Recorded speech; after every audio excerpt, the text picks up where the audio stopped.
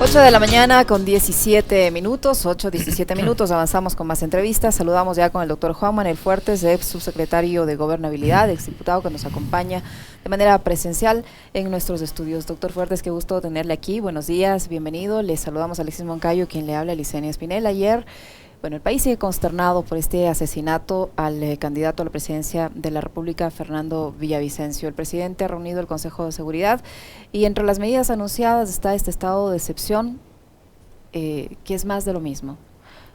A su criterio, ¿qué debió haberse decidido en este Consejo de Seguridad? ¿Cómo es posible que, pese a que el candidato presidencial tenía toda la seguridad, en teoría, toda la seguridad del caso, la custodia permanente, haya ocurrido esta tragedia? ¿Qué nos revela eso? ¿Dónde estaba? ¿Están o no están preparados las personas que lo cuidan? ¿Qué pasa con la cúpula policial que sigue en funciones? ¿El ministro del Interior que sigue en funciones? ¿Alguien no se puede responsabilizar por esto? Porque se supone que estaba, en teoría, protegido.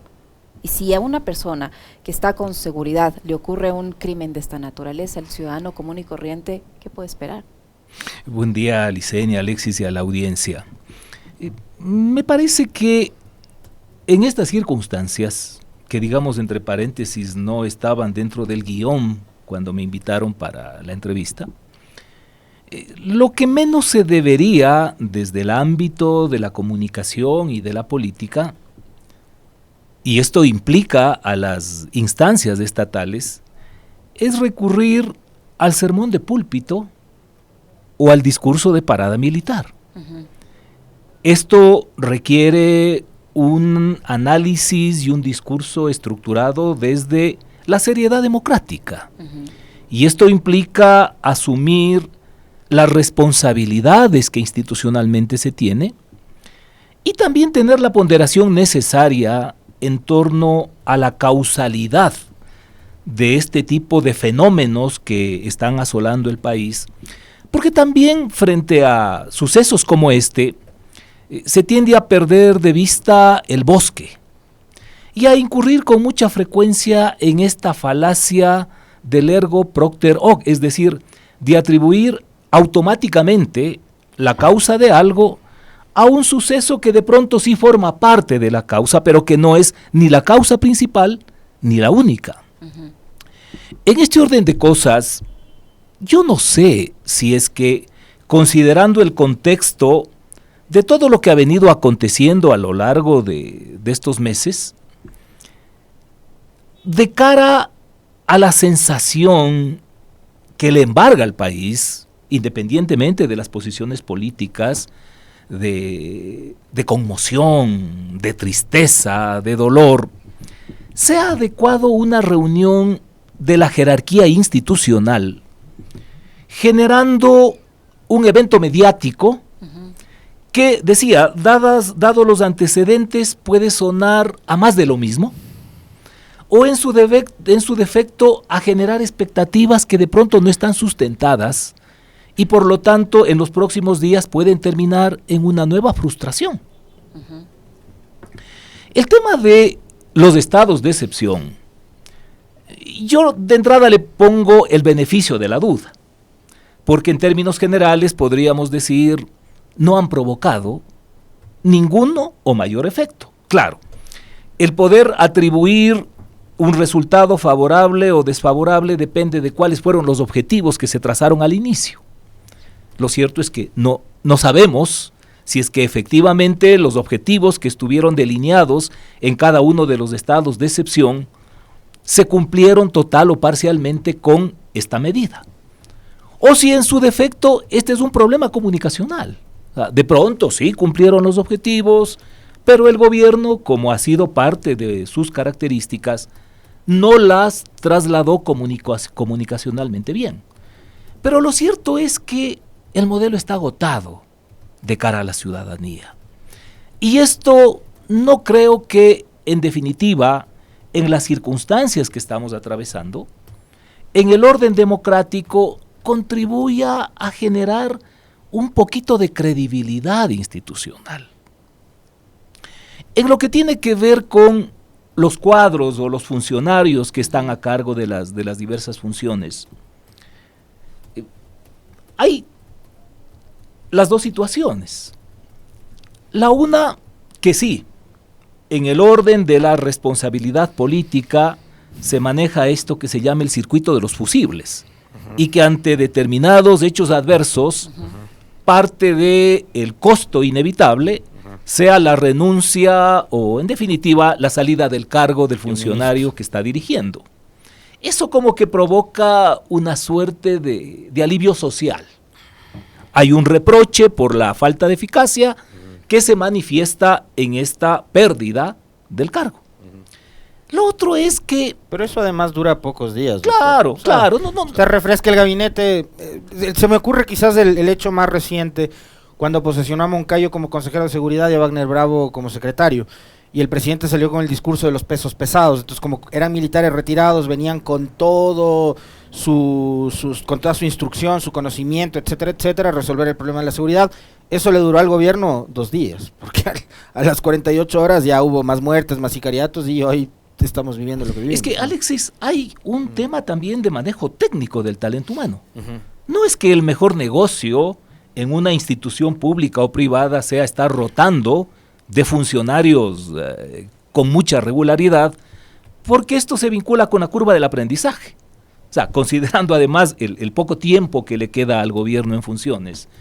De pronto el nuevo director, comandante o lo que sea, que ingresa a cumplir esas funciones, tiene que demorarse aprendiendo incluso físicamente de lo que implica su cargo y conociendo al personal, en fin, es decir, se pasará una semana hasta descubrir en dónde queda el baño de la oficina, por ponerlo así, en términos entre gráficos y grotescos, pero no es que es lo más recomendable. Es decir, a estas alturas, una sustitución de los cuadros, no sé qué tan bien le haría más que al gobierno, al país. Como decía Alexis, en su momento anunciaron como una gran incorporación de 2 cracks al tema de seguridad, a quien básicamente en un tiempo muy corto terminó abandonando. No sabemos exactamente qué razones estuvieron detrás de eso, porque cuando el general Moncayo renuncia a esa condición,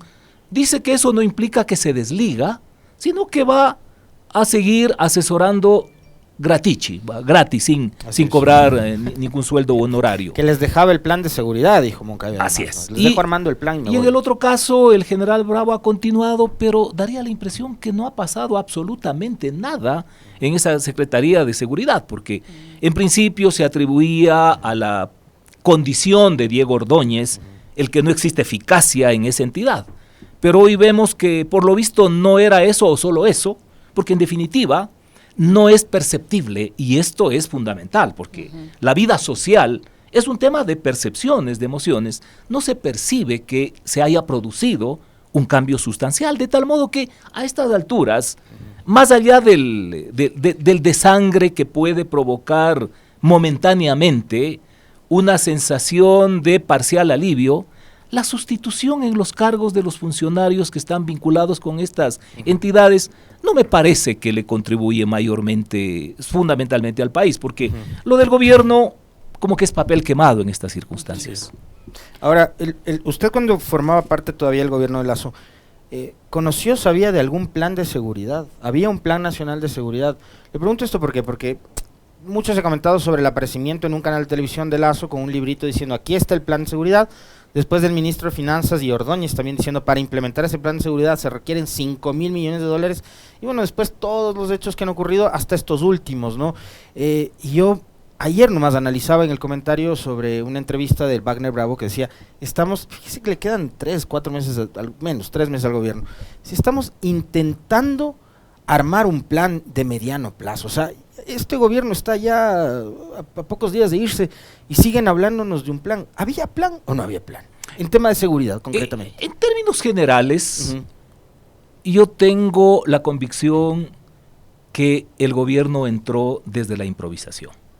No me refiero exclusivamente a seguridad, sino a los ámbitos que en general implica la función del Ejecutivo.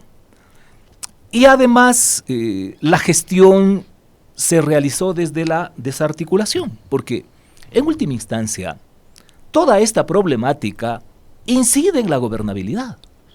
¿Ah? los problemas históricos sumados a estos otros coyunturales terminan afectando la relación entre el gobernante y los ciudadanos. Entonces, este es un problema de gobernabilidad.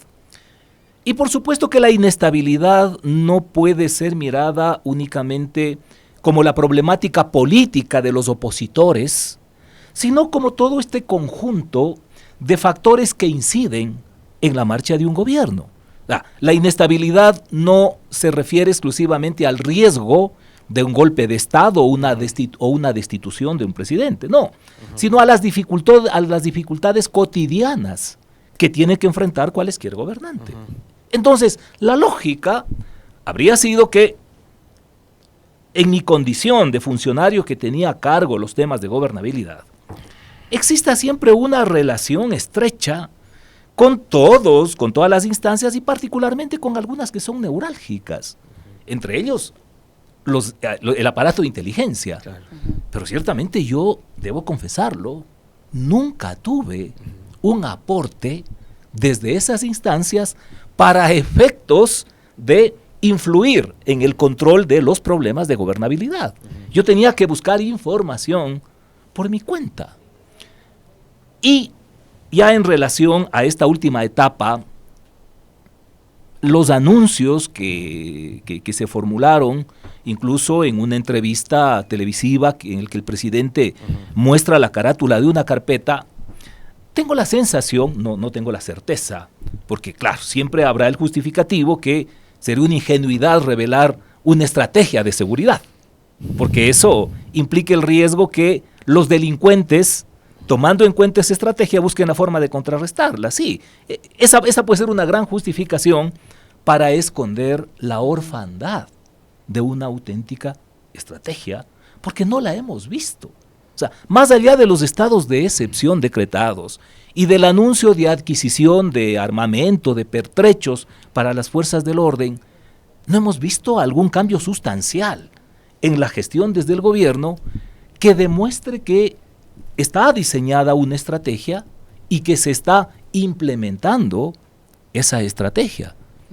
Seguramente cuando termine el gobierno vamos a poder confirmar o desvirtuar esto que no nos queda sino especular a estas alturas a partir de las evidencias. Ahora, doctor Fuertes, el presidente de la República ayer, a la medianoche, en estas declaraciones que dio anunciando el estado de excepción, dijo algo que yo le quisiera preguntar desde su análisis si eso no es responsable. Dice, no le vamos a entregar el poder y las instituciones democráticas al crimen organizado, aunque esté disfrazado de organizaciones políticas. ¿Hasta qué punto este tipo de declaraciones que vienen desde la primera autoridad del país aportan, ayudan a mejorar los niveles de seguridad y sobre todo este odio permanente que se ha expresado en esta campaña electoral? Aquí hay dos aspectos. El primero, la falta de valoración desde el gobernante de lo que implica su palabra. No es el pronunciamiento de cualquier ciudadano en general, es una declaración de un gobernante que se supone cuenta con la información necesaria para formular un tipo de afirmación como esa, que además no termina diciendo con claridad. Exacto. O sea, solo deja una estela de sospecha para que quien escucha trate de concluir de quién se trata, pero me parece que no hay que ser demasiado suspicaz para entender que con esto se está refiriendo al correísmo. Ok, pero si es que esto es así, lo lógico es que el presidente de la República precise y además evidencie el sustento de por qué lo dice. Pero doctor, yo ahí le quiero plantear una inquietud, porque claro, y sobre lo que decía Licenia, que a mí me parece que es real y es muy grave, ¿no? O sea, de un lado y del otro. Por un lado, digamos, hay una enorme carga de resistencia contra Villavicencio por todo lo que ha significado para la Revolución Ciudadana, pero han sido además unos de los primeros en salir a lamentar y a condenar el hecho y exigir al gobierno seguridad. Y por otro lado también la gente que resiste a la Revolución Ciudadana y que cualquier cosa que pase en este país, ya sea el asesinato de Villavicencio, o sea que pase cualquier otra cosa, los responsables de todo van a ser justamente ellos, ¿no? El correísmo.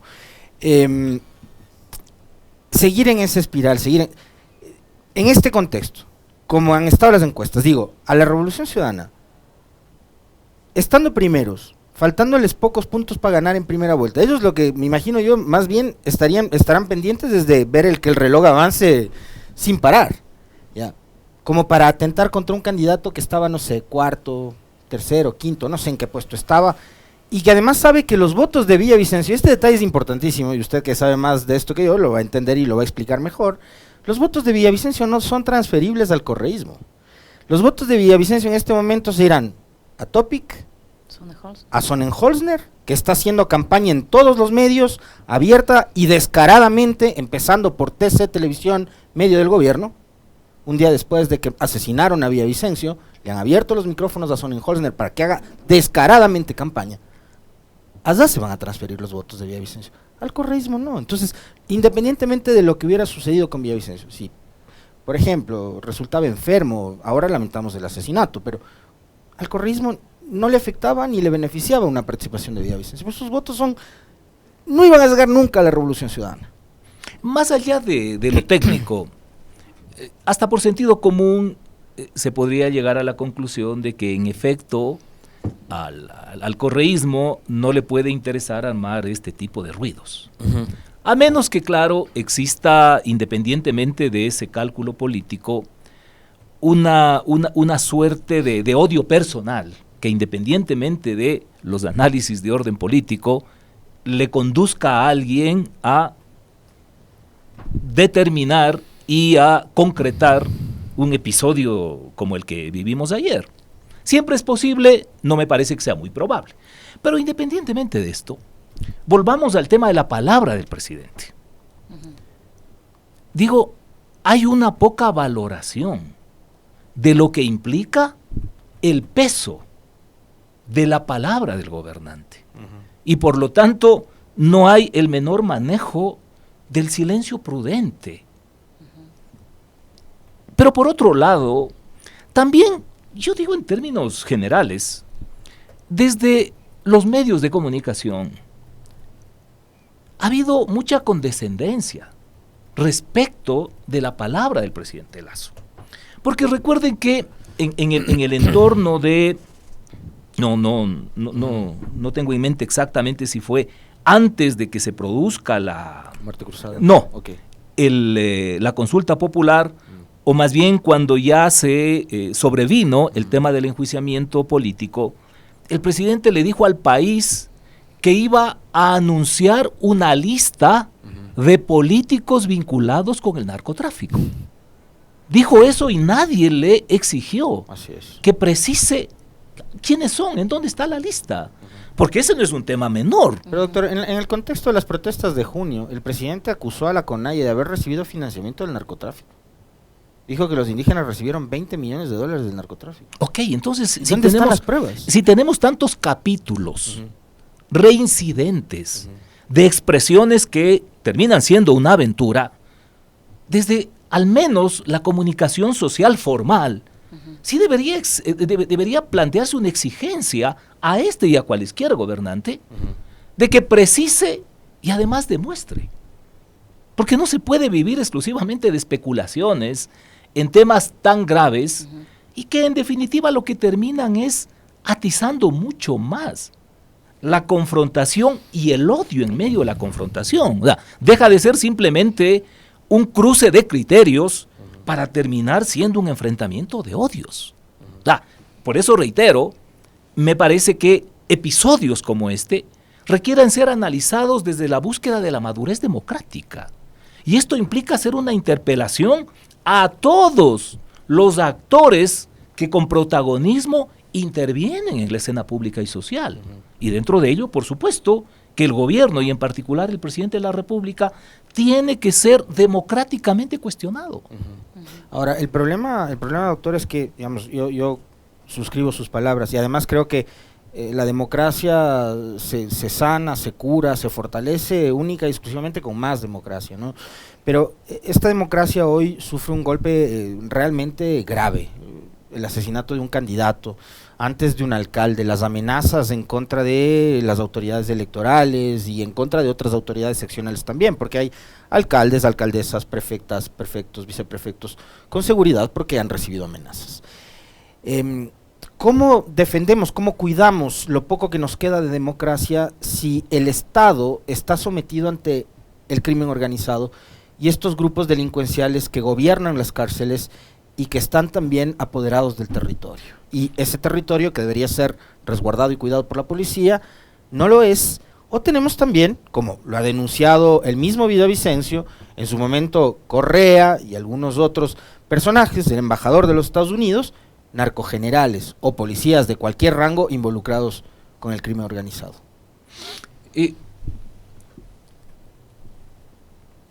Tenemos referentes que, si bien no pueden ser procesos que se hayan desarrollado con absoluta exactitud, igual que acá en el país, sin embargo nos permiten efectuar analogías sobre el tema, particularmente lo que ha ocurrido y ocurre en México y en Colombia. Esto implica que el tema del narcotráfico, de la delincuencia organizada, es algo profundamente estructural, que no tiene que ver únicamente con lo sanitario, con lo policial, con lo económico, sino también con lo político. Por lo tanto, lograr combatir ese fenómeno es muy complejo. Es demagógico de parte de quien quiera plantear como que con su estrategia y su liderazgo esto en cuestión de meses va a terminar siendo, si no eliminado, sustancialmente contrarrestado. Me parece que esto es muy complejo como para que pueda resolverse en poco tiempo. Pero además, esto requiere que, independientemente de las diferencias que se tenga en torno a las visiones ideológicas, programáticas, sea imprescindible un mínimo acuerdo nacional. Los candidatos algunos están proponiendo este acuerdo. ¿Es posible? Pero es mucho más que eso, mucho más que un acuerdo presidencial. Yo creo que esto requiere de una suerte de pacto social que involucre a todos los niveles de gobierno y también a la ciudadanía. Pero esto, quiero decir, un proceso y mucho menos la concreción de un consenso no surge espontáneamente. No es cuestión solo de buenas intenciones.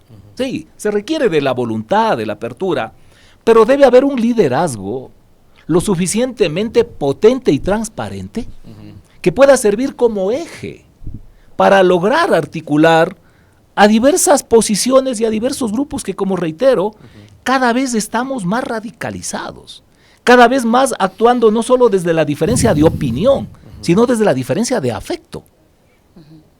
Y este es un momento en el que en el mundo entero cada vez hay más carencia de liderazgos. O sea, hoy mismo, para los temas de campaña electoral, los estrategas y los candidatos no buscan líderes, sino influencers.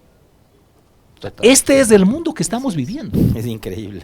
Por lo tanto, creo que hay que hacer un gran esfuerzo de ir generando y que vayan despuntando liderazgos con otras características, alejadas del legítimo derecho de optar por posiciones políticas, pero que puedan en efecto generar la confianza necesaria entre los diversos grupos y sectores para convertirse en articuladores de un diálogo que posibilite llegar a consensos mínimos, al menos, sobre este tema de la delincuencia y la inseguridad.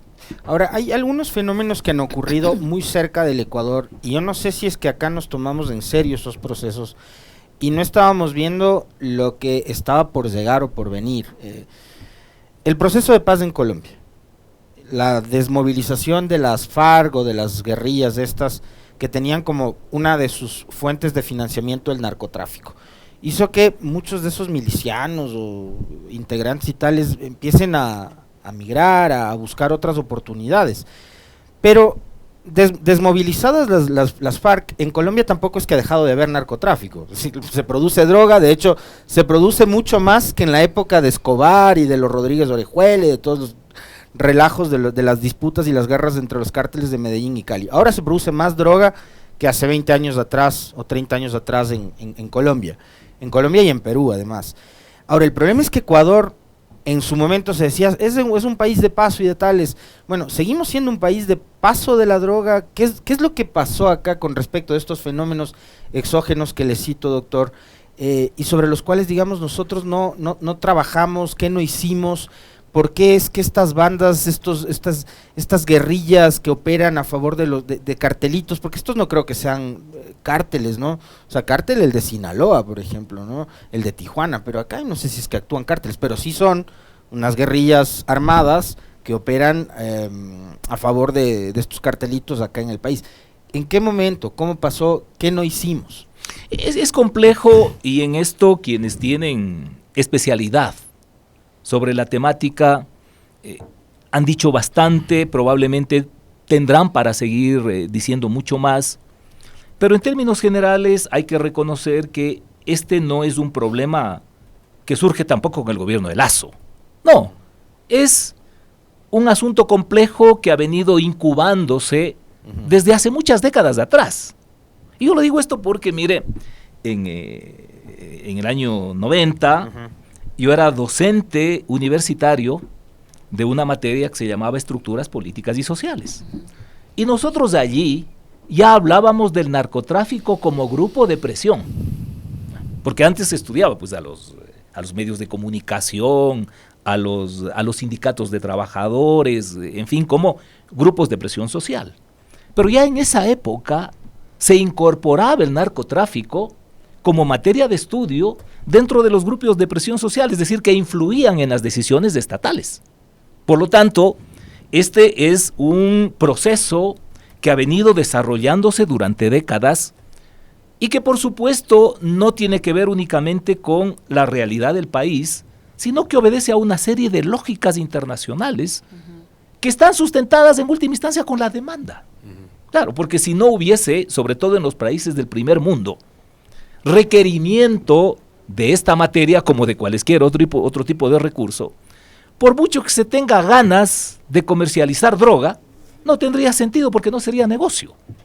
Pero en la medida que no solo se ha mantenido, sino que por lo visto se ha incrementado la demanda, es lógico también que, como parte de la lógica del mercado, la oferta haya buscado una serie de mecanismos para satisfacer esa demanda.